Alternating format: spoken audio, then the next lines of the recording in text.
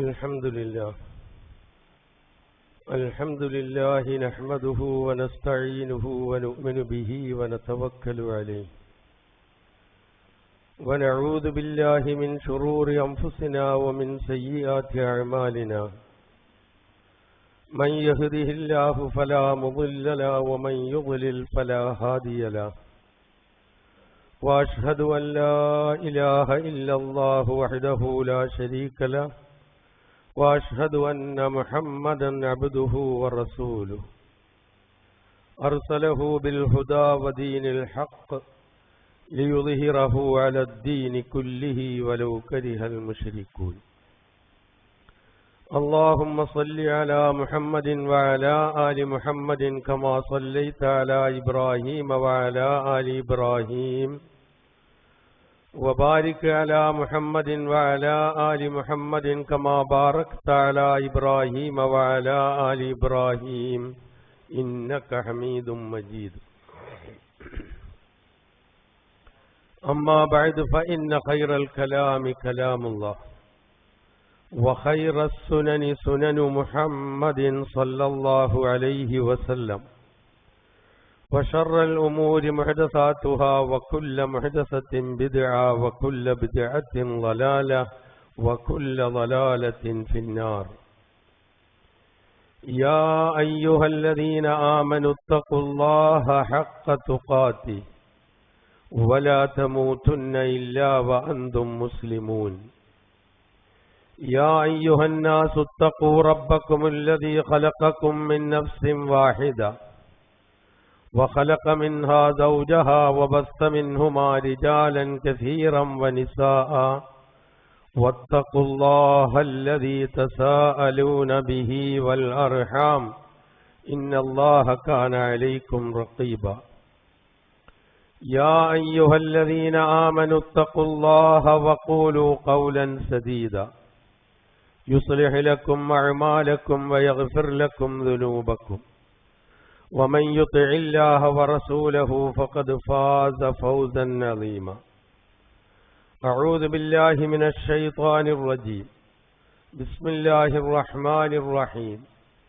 وإذا أنعمنا على الإنسان أعرض ونأى بجانبه وإذا مسه الشر كان يئوسا قل كل يعمل على شاكلته فربكم أعلم بمن هو أهدى سبيلا സഹോദരന്മാരെ സഹോദരികളെ ജീവിതത്തിൻ്റെ എല്ലാ മേഖലകളിലും അല്ലാഹുവിൻ്റെ നിയമനിർദ്ദേശങ്ങൾ പാലിച്ചുകൊണ്ട് ജീവിക്കുവാൻ തഖ്വയിൽ അധിഷ്ഠിതമായ ജീവിതം നയിക്കാൻ കൽപ്പിക്കപ്പെട്ടവരാണ് നാം ഓരോരുത്തരും എന്നുണർത്തുന്നു. നാം ഏവരെയും അല്ലാഹു സുബ്ഹാനഹു വ തആല മുത്തഖികളായി ജീവിക്കുവാനും മരണപ്പെടുവാനും തൗഫീഖ് ചെയ്യുമാറാകട്ടെ എന്ന് പ്രാർത്ഥിക്കുകയും ചെയ്യുന്നു. വിശുദ്ധ ഖുർആനിലെ 17-ാം അധ്യായം അൽ ഇസ്രായിലെ 83-84 വചനങ്ങളാണ് ഞാൻ ഓതി വെച്ചത്.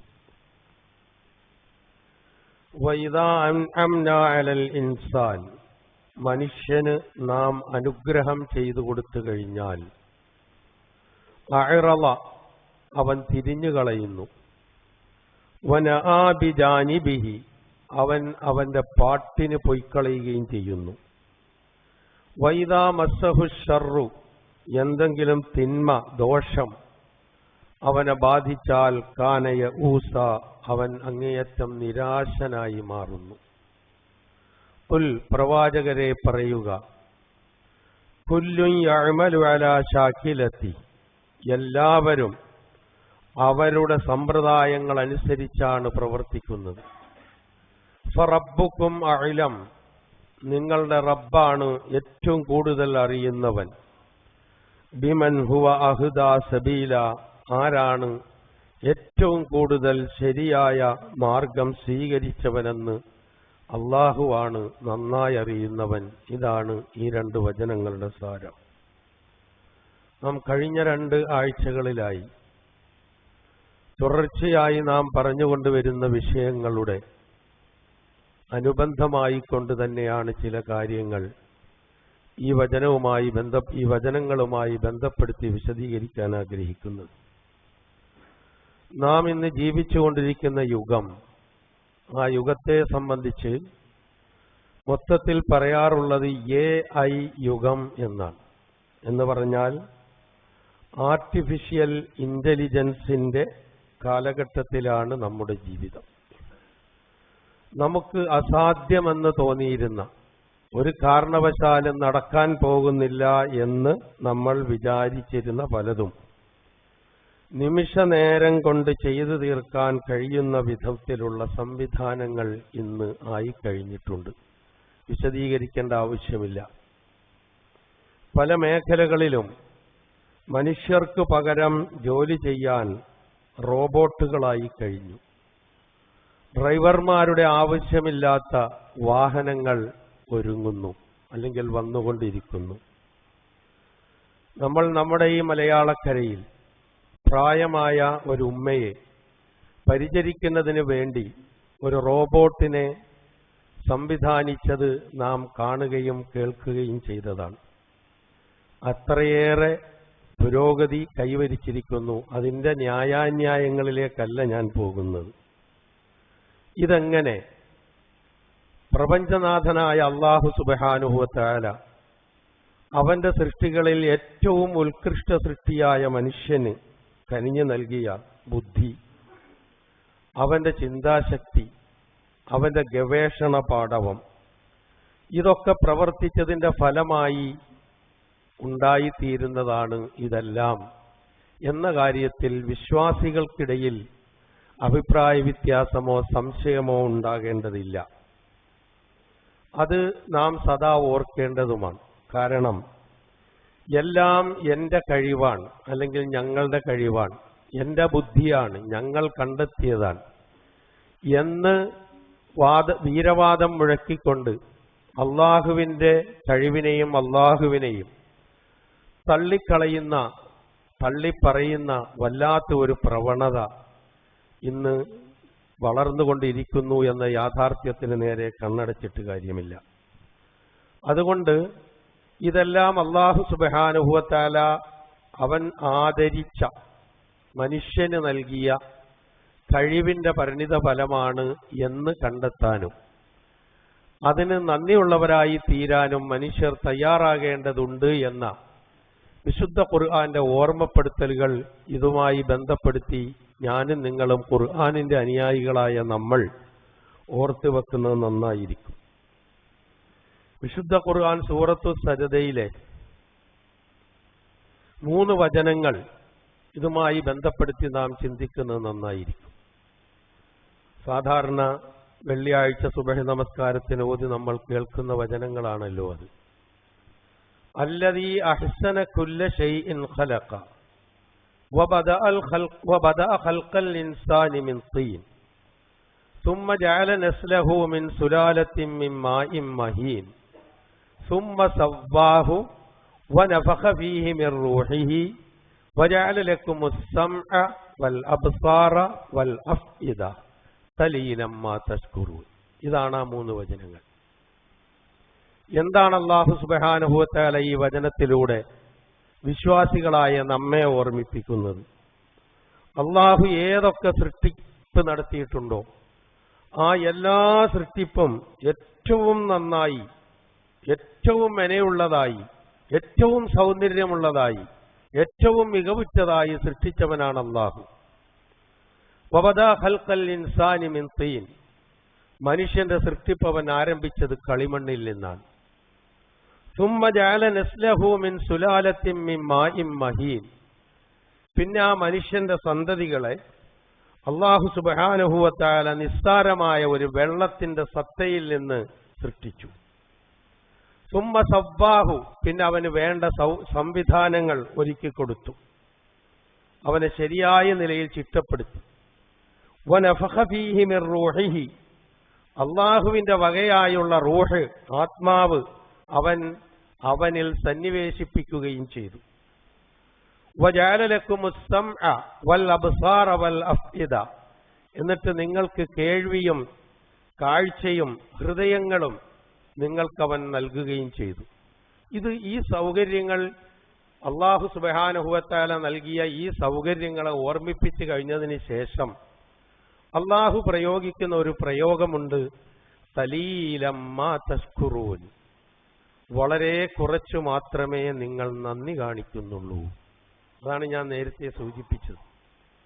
അല്ലാഹു കനിഞ്ഞു നൽകിയതാണ് മനുഷ്യന് നൽകിയ ഈ ബുദ്ധിയും ചിന്താശക്തിയും കണ്ടെത്താനും കേട്ടുപിടിക്കാനും ചിന്തിക്കാനും ഒക്കെ ഉള്ള ഈ കഴിവ്.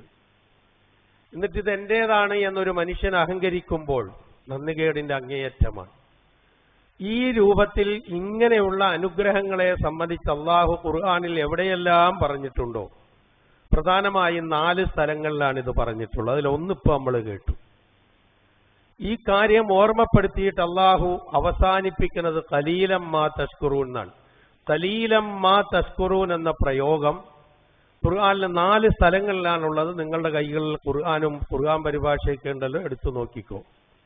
ആ 4 സ്ഥലങ്ങളിലും അതിന്റെ തൊട്ടു മുമ്പ് അല്ലാഹു ഇത്തരം കാര്യങ്ങളാണ് പരാമർശിച്ചിരിക്കുന്നത്. ഒരു വചനം ശ്രദ്ധിക്കുക, സൂറത്ത് അഅറാഫിലെ 10-ാമത്തെ വചനം. വലഖദ് മക്കന്നാകും ഫിൽ അർദ് വജഅൽനാ ലക്കും ഫീഹാ മആയിഷ് ഖലീലം മാ തശ്കുറൂൻ. നിങ്ങൾക്ക് ഭൂമിയിൽ നാം വേണ്ട എല്ലാ സൗകര്യങ്ങളും സംവിധാനങ്ങളും ഏർപ്പെടുത്തി. എല്ലാവിധത്തിൽ അതിനെ എങ്ങനെ സ്വന്തമാക്കി മാറ്റാൻ കഴിയുന്ന രൂപത്തിൽ അല്ലാഹു അത് സജ്ജമാക്കി തന്നു. വജഅൽനാ ലക്കും ഫീഹാ മആയിഷ്, നിങ്ങൾക്ക് ആ ഭൂമിയിൽ ജീവിത സന്ധാരണത്തിനുള്ള മാർഗങ്ങൾ നിശ്ചയിച്ചു തരികയും ചെയ്തു, അതും ഉണ്ടാക്കി തരികയും ചെയ്തു. ഇതൊക്കെ ചെയ്തു തന്നിട്ട് എന്താ നിങ്ങളുടെ പ്രതികരണം? ഖലീലം മാ തശ്കുറൂൻ, വളരെ കുറച്ചു മാത്രമേ നിങ്ങൾ നന്ദി ചെയ്യുന്നുള്ളൂ. ഇതേ ആശയം വരുന്ന മറ്റൊന്ന് 23-ാം അധ്യായമായ അൽ മുഅ്മിനൂനിലെ 78-ാം വചനം. പിന്നെ സൂറത്തുൽ മുൽക്കിലെ നമുക്കൊക്കെ സുപരിതമായ ഖുൽ ഹുവല്ലദീ അൻശഅകും വജഅല ലക്കുമുസ് സമഅ വൽ അബ്സാറ വൽ അഫ്ഇദ ഖലീലം മാ തശ്കുറൂൻ എന്ന വചനം. ഇതെന്തിനാണ് അല്ലാഹു ഇങ്ങനെ ഓർമ്മിപ്പിക്കുന്നത്?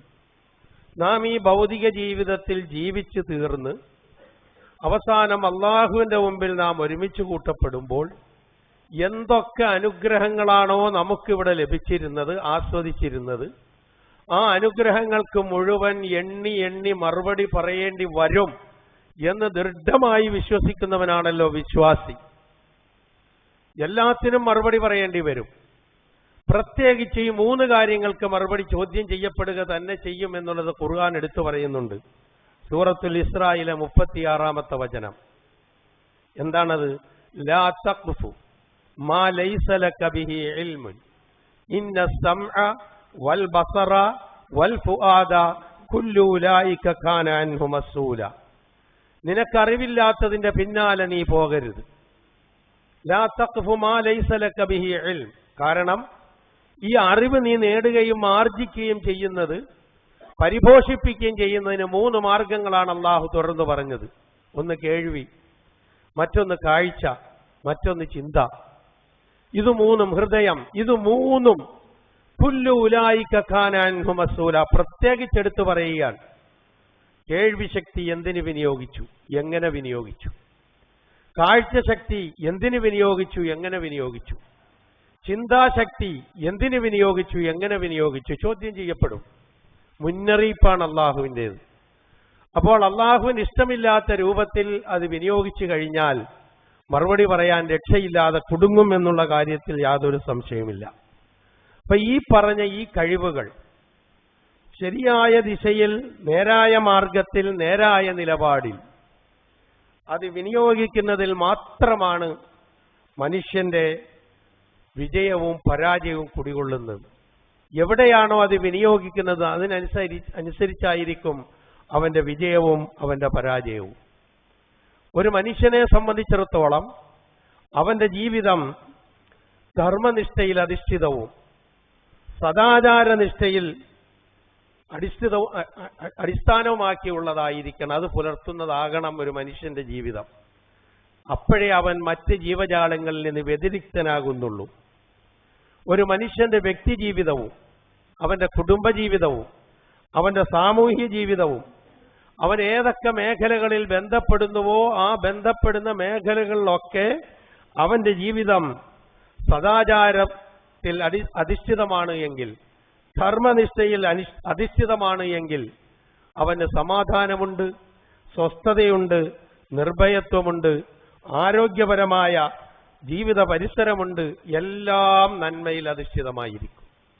അതില്ലാത്ത ഒരവസ്ഥയിലേക്കാണ് പോകുന്നത് എങ്കിൽ അവൻ ചെന്ന് പതിക്കുന്നത് വലിയ വിപത്തിലും അപകടത്തിലുമായിരിക്കും എന്നുള്ള തിരിച്ചറിവാണ് വിശ്വാസിക്കും വിശ്വാസികൾക്കും മറ്റെല്ലാ മനുഷ്യർക്കും ഉണ്ടാകേണ്ടത്.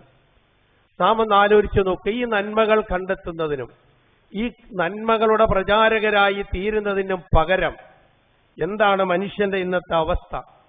പലപ്പോഴും സൂചിപ്പിക്കപ്പെട്ടിട്ടുള്ളതുപോലെ സർവതന്ത്ര സ്വതന്ത്ര ലൈംഗികവാദം, ജെൻഡർ ന്യൂട്രൽ ആശയങ്ങൾ, ലിബറൽ ചിന്താഗതികൾ, നാസ്തികത തുടങ്ങി ഒക്കെ അരങ്ങ് തകർക്കുകയാണ്.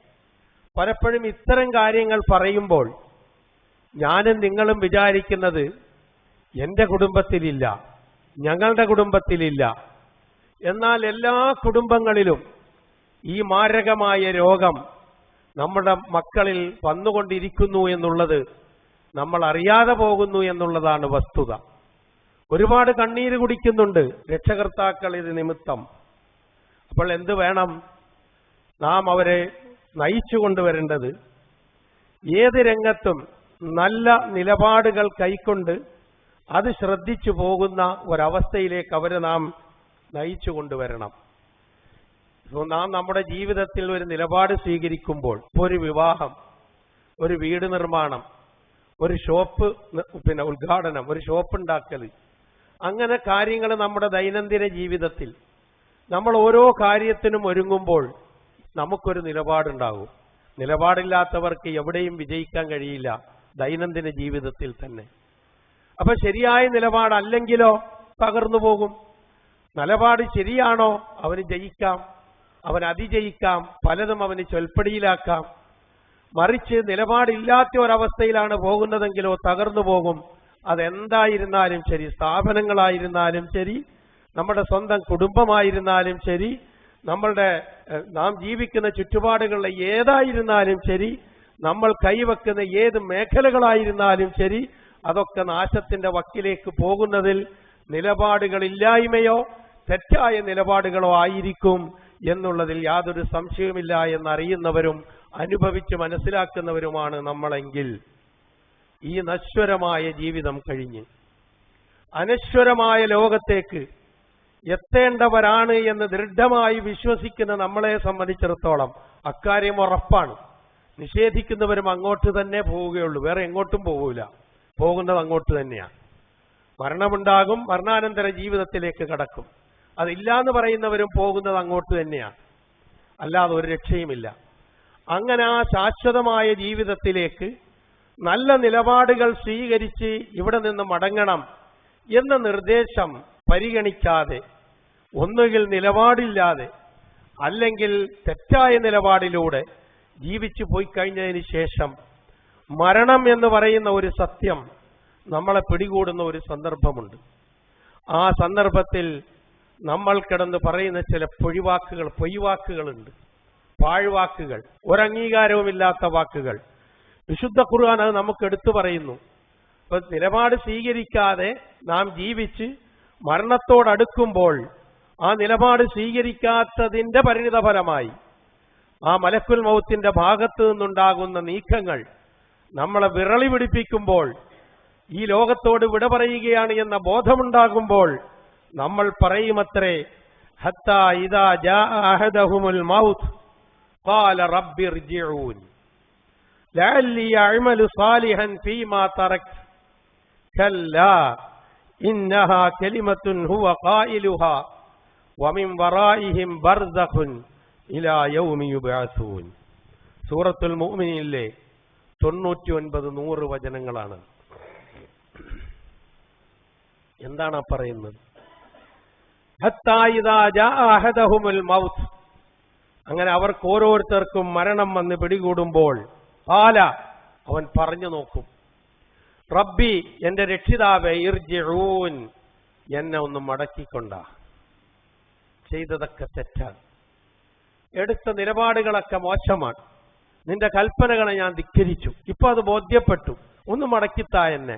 ലഅല്ലി അഅമലു സാലിഹൻ ഫീമാ തറക്, ഞാൻ വീഴ്ച വരുത്തിയ, ചെയ്യാതെ വിട്ടുപോയ എന്തൊക്കെയുണ്ടോ അതൊക്കെ പൂർത്തീകരിച്ച് നല്ല കർമ്മങ്ങൾ തന്നെ ചെയ്ത് ഞാൻ വന്നുകൊള്ളാം, ഒന്ന് മടക്കിത്താ, ഒരിത്തിരി നേരത്തേക്ക് വിട്ടുതാ.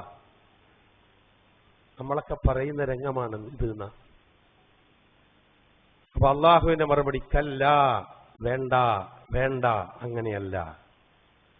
ഇന്നഹാ കലിമത്തുൻ ഹുവ ഖായിലുഹാ, അവൻ പറയുന്ന വെറും വാക്കാണത്. കാരണം ഇത്രയും കാലം അവൻ ജീവിച്ചു, ഇത്രയും ആയുസ് അവന് നൽകി, ആരോഗ്യം നൽകി, സമ്പത്ത് നൽകി, സ്ഥാനമാനങ്ങൾ നൽകി, പദവികൾ നൽകി, അവസരങ്ങൾ നൽകി, ആരോഗ്യം നൽകി, അതൊക്കെ അവൻ ദുർവിനിയോഗം ചെയ്തു. അവസാനം എല്ലാം നഷ്ടപ്പെടുന്നു എന്ന് കാണുമ്പോൾ അവൻ പറയുന്ന വെറും വിലാപമാണത്, വകവെക്കണ്ട എന്ന് പറയപ്പെടുമെന്ന്. നഊദു ബില്ലാഹ്. ആ വിലപിച്ചിട്ട് വല്ല കാര്യമുണ്ടോ? കോടതി വിരിഞ്ഞതിന് ശേഷം ബുദ്ധി ഉദിച്ചിട്ട് വല്ല കാര്യമുണ്ടോ? ഒരു കാര്യമില്ല. ബുദ്ധി ഉദിക്കേണ്ടത് കോടതി മുറികൾക്കുള്ളിലാണ്. എല്ലാം കഴിഞ്ഞ് പുറത്തേക്കിറങ്ങിയിട്ട് ഞാൻ ഇന്ന പോയിന്റ് പറഞ്ഞിരുന്നുവെങ്കിൽ എന്ന് ഒരു വക്കീല് സമാശ്വസിച്ചാലുള്ള അവസ്ഥയൊന്ന് ആലോചിച്ചു നോക്ക്. കേസ് തോറ്റ് എന്നതുപോലെ ഏറ്റവും നമ്മളുടെ ശാശ്വതമായ ജീവിതത്തിലേക്ക് നാം എത്തുകയാണ്. അങ്ങനെ അതിന്റെ കവാടത്തിലേക്ക് നാം കടക്കുകയാണ്. ആ സന്ദർഭത്തിലാണ് നമ്മളുടെ ഈ ഏറ്റുചൊല്ലൽ, ഏറ്റുപറച്ചിൽ. അതുകൊണ്ട് യാതൊരു കാര്യവുമില്ല എന്ന് അല്ലാഹു പറയുന്നു. അതുകൊണ്ട് നിലപാടുകളിൽ ഉറച്ചു നിൽക്കുക, നല്ല നിലപാടുകൾ. നിലപാടുകൾ മാറി മറിഞ്ഞുകൊണ്ടിരിക്കും. നബി സല്ലല്ലാഹു അലൈഹി വസല്ലം പറഞ്ഞുവല്ലോ, രാവിലെ ഒരു മനുഷ്യൻ വിശ്വാസി, വൈകുന്നേരം ഒരു മനുഷ്യൻ കാഫിർ. യുസ്ബിഹു മുഅ്മിനൻ വയുംസി കാഫിറ. വളരെ പരിചിതമാണ് ആ വചനം നമുക്ക്. അതുപോലെ നമ്മളാണ് നമ്മുടെ നിലപാട് തീരുമാനിക്കേണ്ടത്, എവിടെയായിരിക്കണമെന്നുള്ള ഒന്ന് രണ്ട് ഉദാഹരണങ്ങൾ കൂടുതൽ ചിന്തയ്ക്ക് വേണ്ടി നിങ്ങളുടെ ശ്രദ്ധയിലേക്ക് ഇടാം. ഒന്ന്, ഇബ്ലീസ് ഒരു സുജൂദേ ഉപേക്ഷിച്ചിട്ടുള്ളൂ, ഒറ്റ സുജൂദ്. ആദമിന്റെ മുമ്പിൽ ചെയ്യാൻ അല്ലാഹു നിർദ്ദേശിച്ച ഒറ്റ സുജൂദേ ഇബ്ലീസ് തള്ളിക്കളഞ്ഞിട്ടുള്ളൂ, അവഗണിച്ചിട്ടുള്ളൂ, ചെയ്യാതിരുന്നിട്ടുള്ളൂ. അതിന്റെ ഫലം എന്തായി? കാലാകാലം ശപിക്കപ്പെട്ടവനായി, കാലാകാലം വെറുക്കപ്പെട്ടവനായി, ശാശ്വത നരകത്തിന്റെ അവകാശിയായി. സംശയമുണ്ടോ നിങ്ങൾക്ക് ആർക്കെങ്കിലും ആ വിഷയത്തിൽ? ഉണ്ടാകാൻ പാടില്ലല്ലോ. എന്തേ കാരണം? നിലപാട് മാറ്റാൻ തയ്യാറായില്ല, തെറ്റായ നിലപാടാണ് സ്വീകരിച്ചത്. അള്ളാഹു പറഞ്ഞു ആദമിന് മുമ്പിൽ സുജൂദ് ചെയ്യാൻ. ജിന്നുവർഗത്തിൽപ്പെട്ട ഇബ്ലീസിനും ആ കൽപ്പന ബാധകമായിരുന്നു. ഖുർആൻ പല സ്ഥലങ്ങളിൽ പറയുന്നുണ്ട്, അതിലേക്ക് ഞാൻ കടക്കുന്നില്ല. പക്ഷേ അവനത് ചെയ്തില്ല. ചെയ്തില്ല എന്ന് മാത്രമല്ല, തന്റെ നിലപാടാണ് ശരി എന്ന് വരുത്താൻ വേണ്ടി വാദിക്കുകയും ന്യായീകരണം നിരത്തുകയുമാണ് ഇബ്ലീസ് ചെയ്തത്. അവിടെയാണ് പിഴച്ചത്. എന്താ പറഞ്ഞത്? അന ഖൈറും മിൻ ഖലഖ്തനി മിൻ നാരിൻ വഖലഖ്തഹു മിൻ തീൻ. ഏത് അളവുകോല് വെച്ച് നോക്കിയാലും ശരി, ഞാനാണ് അവനേക്കാൾ ഉത്തമൻ. കാരണം നീ എന്നെ സൃഷ്ടിച്ചിരിക്കുന്നത് അഗ്നിയിൽ നിന്നാണ്, അവനെ സൃഷ്ടിച്ചിരിക്കുന്നത് മണ്ണിൽ നിന്നാണ്. മണ്ണും അഗ്നിയും തമ്മിൽ ഏത് തലത്തിൽ പരിശോധിച്ചാലും അഗ്നിക്കാണ് പ്രാമുഖ്യം. അങ്ങനെയുള്ള ഞാൻ ഇവന്റെ മുമ്പിൽ സുജൂദ് ചെയ്യാനോ കഴിയില്ല, ചെയ്യില്ല. ആ തെറ്റായ നിലപാടിൽ അവൻ ഉറച്ചു നിന്നു. ആ ഫലമായിട്ടാണ്, തൽഫലമായിട്ടാണ് ഈ ശാശ്വതമായ ശാപത്തിനും ശാശ്വതമായ വെറുപ്പിനും അവൻ വിധേയനായത് എന്ന് പറയുമ്പോൾ നമ്മൾ എത്രയോ സുജൂദുകളാണ് വിട്ടുകളയുന്നത്. എത്രയോ അള്ളാഹുവിന്റെ കൽപ്പനകൾക്കാണ് നാം എതിര് പ്രവർത്തിക്കുന്നത്, നിസ്സാരവൽക്കരിക്കുന്നത്, നിലപാടില്ലാതെ പോകുന്നത്. ആലോചിച്ച് നോക്കുക. അപ്പൊ എന്തായിരിക്കും എന്റെയും നിങ്ങളുടെ അവസ്ഥ എന്നൊന്ന് ചിന്തിച്ചുകൂടെ നമുക്ക്? ഇബ്ലീസിനെ നാം അങ്ങനെ കാണുന്നുവെങ്കിൽ നിലപാടിൽ ശരിയുണ്ടാകും, ശരിയില്ലായ്മയുണ്ടാകും, തെറ്റിപ്പോകും, അത് തിരുത്താൻ കഴിയും. നിങ്ങൾ നോക്കുക, ആദിമപിതാവായ ആദം നബി അലൈഹിസ്സലാത്തു വസ്സലാം ഒരു തെറ്റ് ചെയ്തു. എന്താണെന്ന് എല്ലാവർക്കും അറിയാം. വിലക്കപ്പെട്ട കനി ഭക്ഷിച്ചു, അതാണ് തെറ്റ്. പക്ഷെ ആ തെറ്റിൽ ഉറച്ചു നിന്നില്ല, തെറ്റാണെന്ന് ബോധ്യപ്പെട്ടു. ഖുർആൻ എത്രയോ സ്ഥലങ്ങൾ അത് എടുത്തു പറയുന്നുണ്ട്. സൂറത്തു താഹയിലെ വചനം, വഅസാ ആദമു റബ്ബഹു ഫഗവാ സുമ്മ ജ്തബാഹു റബ്ബുഹു ഫതാബ അലൈഹി വഹദാ. ഇവിടെയാണ് നിലപാട് മാറ്റം, തെറ്റിൽ നിന്ന് ശരിയിലേക്ക്. വഅസാ ആദമു റബ്ബഹു ഫഗവാ, ആദം തന്റെ റബ്ബിനോട് അനുസരണക്കേട് കാണിച്ചു. ഫഗവാ ഖുർആന്റെ പ്രയോഗമാണ്. ഫഗവാ ഓവായഗ്ബി എന്ന് വെച്ചാൽ പിഴച്ചു പോവുക എന്ന് തന്നെയാണ് അർത്ഥം. ആദം പിഴച്ചുപോയി, നിലപാട് മാറി പിഴച്ചുപോയി. പക്ഷേ ഇബ്ലീസിനെ പോലെ ആ നിലപാടിൽ ഉറച്ചു നിന്നില്ല, ന്യായീകരിച്ചില്ല, അത് തെളിയിക്കാൻ സമർത്ഥിക്കാൻ ശ്രമിച്ചില്ല, അഹന്ത നടിച്ചില്ല. എന്തു ചെയ്തു? സുമ്മ ജ്തബാഹു റബ്ബുഹു, തന്റെ രക്ഷിതാവ് അദ്ദേഹത്തെ ഉത്കൃഷ്ടനായി തെരഞ്ഞെടുത്തു. ഫതാബ അലൈഹി, അദ്ദേഹം ചെയ്ത പശ്ചാത്താപം സ്വീകരിച്ചു. വഹദ, അദ്ദേഹത്തിന് മാർഗദർശനം നൽകി. നിലപാട് മാറി ശരിയിലേക്ക് വരാൻ തയ്യാറായി, തെറ്റ് തിരുത്തി അള്ളാഹു തന്മാർഗത്തിൽ ഉറപ്പിച്ചു നിർത്തി. ഇത് രണ്ടും മാത്രം മനസ്സിലിരിക്കട്ടെ. ആദം നബി അലൈഹിസ്സലാത്തു വസ്സലാമയുടെ തെറ്റ് തിരുത്തൽ, നിലപാട് തിരുത്തൽ ആരാണ് പഠിപ്പിച്ചു കൊടുത്ത? വാക്ക് പോലും പഠിപ്പിച്ചു കൊടുത്തത് അള്ളാഹുവാണ്. ഫതലഖാ ആദമു റബ്ബഹു ബികലിമാത്തിൻ സുമ്മ താബ അലൈഹി ഇന്നഹു ഹുവത് തവ്വാബുർ റഹീം. അറിയാമല്ലോ അർത്ഥം. റബ്ബനാ വലംനാ അൻഫുസനാ വഇല്ലം തഗ്ഫിർ ലനാ വതർഹംനാ ലനകൂനന്ന മിനൽ ഖാസിരീൻ എന്ന പ്രാർത്ഥന. അള്ളാഹു അത് അംഗീകരിച്ചു, ഉൾക്കൊണ്ടു, നിലപാട് മാറി ആളിനെ അംഗീകരിച്ചു. ഇനി നിങ്ങൾ നോക്കുക, മഹാനായ യൂനുസ് നബി അലൈഹിസ്സലാത്തു വസ്സലാം വദന്നൂനി എന്ന് ഖുർആൻ വിശേഷിപ്പിച്ച, മത്സ്യത്തിന്റെ ഉടമസ്ഥൻ എന്ന് വിശേഷിപ്പിച്ച, അല്ലെങ്കിൽ നീനുവാക്കാരൻ എന്ന് വിശേഷിപ്പിച്ച യൂനുസ് നബിയുടെ ചരിത്രം അറിയാത്ത ആരും ഈ സദസ്സിൽ ഉണ്ടാകാൻ സാധ്യതയില്ല. അത്ര പ്രചാരം സിദ്ധിച്ച ചരിത്രമാണ് യൂനുസ് നബിയുടേത്. യൂനുസ് നബിക്ക് ഒരു നിലപാടിൽ ഒരു പിഴവുണ്ടായി. എന്താണത്? പ്രവാചകനാണ് താൻ, തന്റെ പ്രബോധിത സമൂഹം എന്ത് ചെയ്താലും ശരി അത് അവരെ നന്നാക്കുക എന്നുള്ള ഉത്തരവാദിത്വമാണ് തൻ്റേത് എന്ന ആ ബോധത്തിൽ നിന്ന് ഒന്ന് തെറ്റിപ്പോയി. ഞാൻ എത്ര പറഞ്ഞിട്ട് ഇവർ കേൾക്കണില്ല, ഇനി ഞാൻ ഇവരുടെ ഇടയിൽ നിൽക്കുന്നില്ല, ഞാൻ പോവാണ്. അതാണല്ലോ യൂനുസ് നബി നിശ്ചയിച്ചത്. ആ പോക്കാണല്ലോ മത്സ്യത്തിന്റെ വയറ്റിലെത്തുന്ന. ചരിത്രത്തിലേക്കൊന്നും പോകുന്നില്ല. ഞാൻ സൂചിപ്പിക്കുന്നത്, യൂനുസ് നബി തന്നിൽ നിന്ന് വന്ന ആ തെറ്റായ നിലപാട് തിരുത്തിയിട്ട് അള്ളാഹുവിനോട് പറഞ്ഞു, ലാ ഇലാഹ ഇല്ലാ അന്ത സുബ്ഹാനക് ഇന്നി കുന്തു മിനൽ ളാലിമീൻ. തിരുത്തുകയായിരുന്നു അത്. എന്തായിരുന്നു ഫലം? അള്ളാഹു തന്നെ പറയുന്നു, ഫസ്തജബ്നാ ലഹു, അദ്ദേഹത്തിന് നാം ഉത്തരം നൽകി.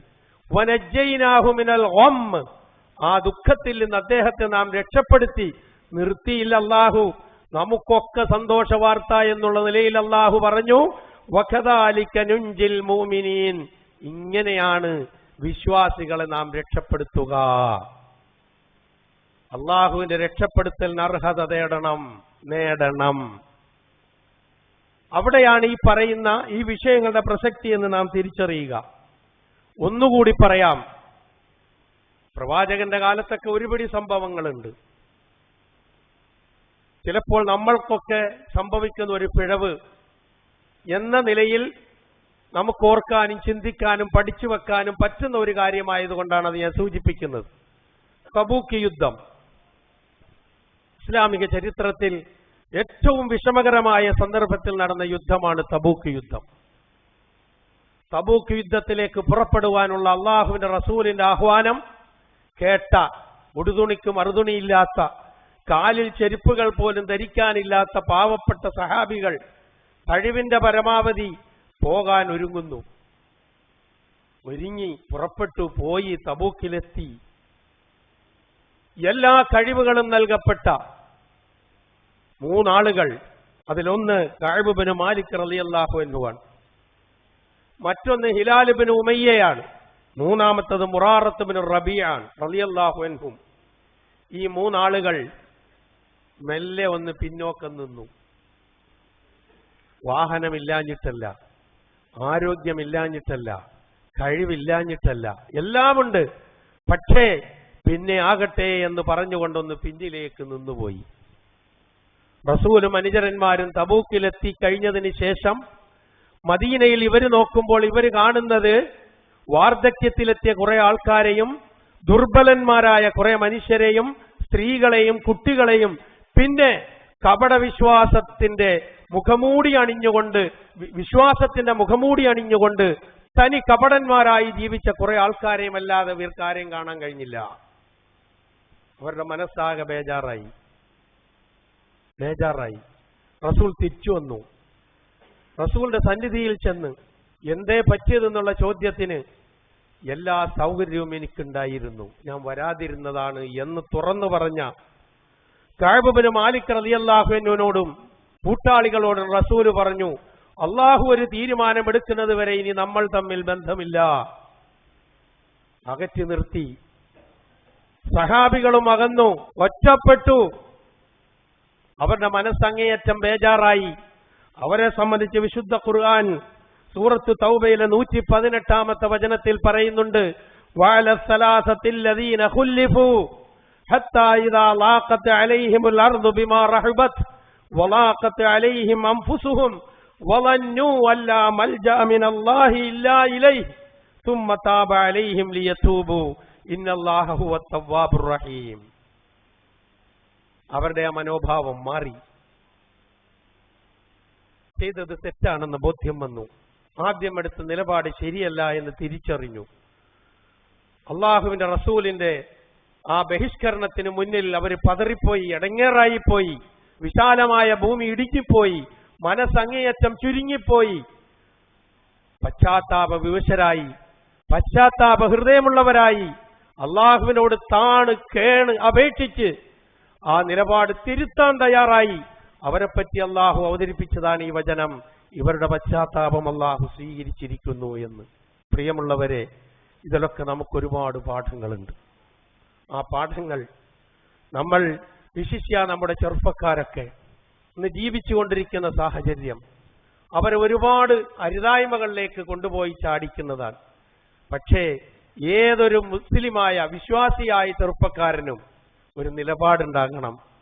അത് നന്മയുടെ നിലപാടാകണം, ദീനിന്റെ നിലപാടാകണം, വിശ്വാസത്തിന്റെ നിലപാടാകണം, ധർമ്മനിഷ്ഠയുടെ നിലപാടാകണം, സദാചാരബോധത്തിന്റെ നിലപാടാകണം.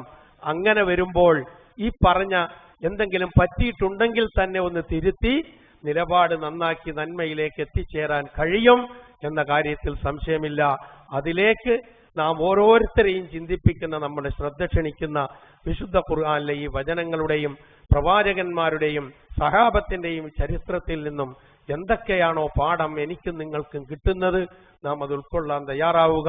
ആ പാഠം ഉൾക്കൊണ്ട് നല്ലവരായി ജീവിച്ച് അള്ളാഹുവിന്റെ മുമ്പിൽ സൗഭാഗ്യവാന്മാരായി എത്തിച്ചേരാൻ നാം ശ്രമിക്കുക. മലിക്കുൽ ജബ്ബാറായ അള്ളാഹു അതിനുള്ള തൗഫീഖ് നമുക്ക് ഏവർക്കും പ്രദാനം ചെയ്തു തരുമാറാകട്ടെ.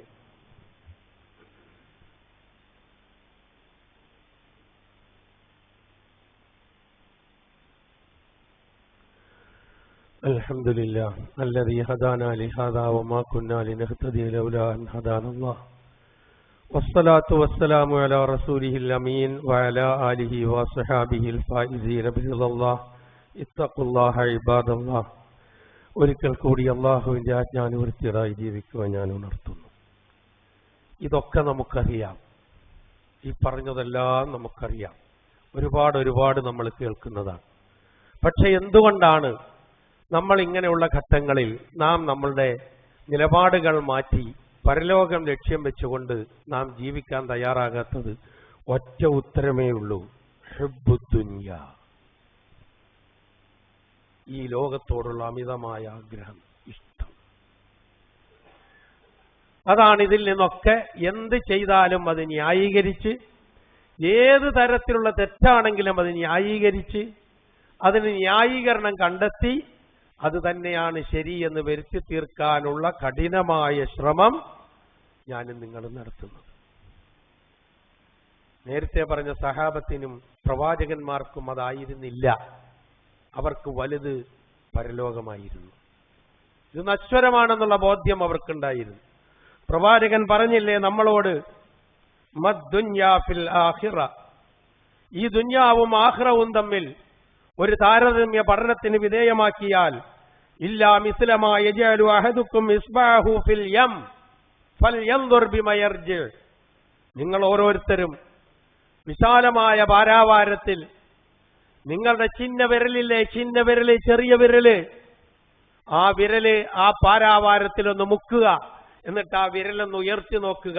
അതിന്റെ അറ്റത്ത് എത്ര വെള്ളം അവശേഷിക്കുന്നുവോ ആ പാരാവാരം പരലോകവും ഈ ഒരു തുള്ളി ദുന്യാവുമാണ് എന്ന് നബി സല്ലല്ലാഹു അലൈഹി വസല്ലം പറഞ്ഞു തരുമ്പോൾ നമ്മളുടെ പടവെട്ടൽ മുഴുവൻ ദുന്യാവിന് വേണ്ടി, ആഖിറം മറന്നുപോകുന്നു. കല്ലാ ബൽ തുഹിബ്ബൂനൽ ആജില വതദറൂനൽ ആഖിറ, ക്ഷണികമായ ജീവിതത്തെയാണ് നിങ്ങൾ ഇഷ്ടപ്പെടുന്നത്, ആഖിറത്തിനെ നിങ്ങൾ തള്ളിക്കളയുന്നു. ഖുർആന്റെ പ്രയോഗമാണിത്. ഇന്ന ഹൗലാഇ യുഹിബ്ബൂനൽ ആജില വയദറൂന വറാഹും യൗമൻ സഖീല, ആജിലത്തിനെയാണ് അവർ ഇഷ്ടപ്പെടുന്നത്. വരാനിരിക്കുന്ന ഭയാനകമായ ഒരു ദിവസത്തെ അവർ വിട്ടുകളയുന്നു, മറന്നുകളയുന്നു, ഓർമ്മയില്ലാതെ പോകുന്നു. ഇതാണ് ഇതിന് കാരണം. നമുക്ക് ദുന്യാവും വേണം, ആഖിറവും വേണം. പ്രിയമുള്ളവരെ, ആഖിറമാണ് പരമപ്രധാനം. അതിനുള്ള ഒരുക്കമാണ് ഈ ദുന്യാവ്. അല്ലാതെ ദുന്യാവ് കാലാകാലം കെട്ടിപ്പിടിച്ചുകൊണ്ട് ജീവിക്കാൻ നമുക്കാർക്കും കഴിയില്ല. ആരും ഇവിടെ ജീവിച്ചിട്ടില്ല. നമ്മളെക്കാൾ വമ്പന്മാരും കൊമ്പന്മാരും ജീവിച്ചു പോയില്ല. എവിടെ? ഇന്നും ഒരുപാട് തോന്നിയാസങ്ങൾ കാണിക്കുന്ന പലരുമില്ലേ? എങ്ങോട്ടാ പോകാനുള്ള? അങ്ങോട്ട് തന്നെയാണ്. അപ്പൊ അതുകൊണ്ട് ആ ബോധത്തോടെ തിരുത്താവുന്നത് തിരുത്തേണ്ടതെല്ലാം തിരുത്തി, മാറേണ്ടതെല്ലാം മാറി നിന്ന്, മാറേണ്ടിടത്തു നിന്നെല്ലാം മാറി നിന്ന്, മാറ്റേണ്ടതെല്ലാം മാറ്റിയെടുത്ത് നന്മയുടെ പാതയിലൂടെ, നേരിന്റെ മാർഗത്തിലൂടെ ജീവിതത്തെ മുന്നോട്ട് നയിക്കാൻ ആണ് നാം ശ്രമിക്കേണ്ടത്. അല്ലാഹു സുബ്ഹാനഹു വ തആല അതിനെന്നെയും നിങ്ങളെയും അനുഗ്രഹിക്കുമാറാകട്ടെ. അറിഞ്ഞോ അറിയാതെയോ നമ്മിൽ നിന്ന് വന്നുപോയ എല്ലാ തെറ്റുകുറ്റങ്ങളും അല്ലാഹു നമുക്ക് പുറത്തു മാപ്പാക്കി തരുമാറാകട്ടെ. നമ്മിൽ നിന്ന് മരണപ്പെട്ടു പോയവരുടെ പാപങ്ങൾ അല്ലാഹു പുറത്തു കൊടുക്കുമാറാകട്ടെ. അവരെയും നമ്മളെയും അല്ലാഹു ജന്നാത്തുൽ ഫിർദൗസിൽ ഒരുമിച്ച് കൂട്ടുമാറാകട്ടെ. നമ്മിൽ നിന്ന് രോഗങ്ങൾ കൊണ്ട് വിഷമിച്ച് ഹോസ്പിറ്റലുകളിലും വീടുകളിലുമൊക്കെ പ്രയാസം അനുഭവിച്ച് കഴിച്ചുകൂട്ടുന്ന നമ്മുടെ സഹോദരി സഹോദരന്മാരുടെ രോഗങ്ങളെ അല്ലാഹു പൂർണ്ണമായും വേഗത്തിലും ശിഫയാക്കി കൊടുക്കുമാറാകട്ടെ. പടർന്നു പിടിച്ചുകൊണ്ടിരിക്കുന്ന എല്ലാവിധത്തിലുള്ള പകർച്ചവ്യാധികളിൽ നിന്നും മാറാ രോഗങ്ങളിൽ നിന്നും നാം ഏവരെയും അല്ലാഹു കാത്തുരക്ഷിക്കുമാറാകട്ടെ. ഫലസ്തീനിൽ പ്രയാസമനുഭവിക്കുന്ന ഉമ്മപങ്ങൾക്ക്, നമ്മുടെ മക്കൾക്കും അവരുടെ സഹോദരിമാർക്കും അവിടുത്തെ ജനങ്ങൾക്കും അല്ലാഹു ഏറ്റവും വേഗത്തിലുള്ള മോചനം നൽകി അവരെ അനുഗ്രഹിക്കുമാറാകട്ടെ. അവരുടെ പ്രതിയോഗികളിൽ നിന്നുള്ള മോചനം അല്ലാഹു അവർക്ക് എളുപ്പമാക്കി കൊടുക്കുമാറാകട്ടെ. സർവോപരി ഇസ്ലാമിനും മുസ്ലിം ഉമ്മത്തിനും അല്ലാഹു ഇസ്സത്തിനെ പ്രദാനം ചെയ്യുമാറാകട്ടെ. اللهم اغفر للمؤمنين والمؤمنات والمسلمين والمسلمات الأحياء منهم والأموات إنك مجيب الدعوات ويا قاضي الحاجات. اللهم أعز الإسلام والمسلمين وأذل الشرك والمشركين. اللهم أجرنا من النار، اللهم أجرنا من النار، اللهم أجرنا من النار. اللهم انصر إخواننا المسلمين المستضعفين في فلسطين وفي كل مكان يا أرحم الراحمين. اللهم انصره، اللهم أيدهم بنصرك يا ناصر الملهوفين. ربنا تقبل منا إنك أنت السميع العليم وتب علينا إنك أنت التواب الرحيم. وآخر دعوانا أن الحمد لله رب العالمين.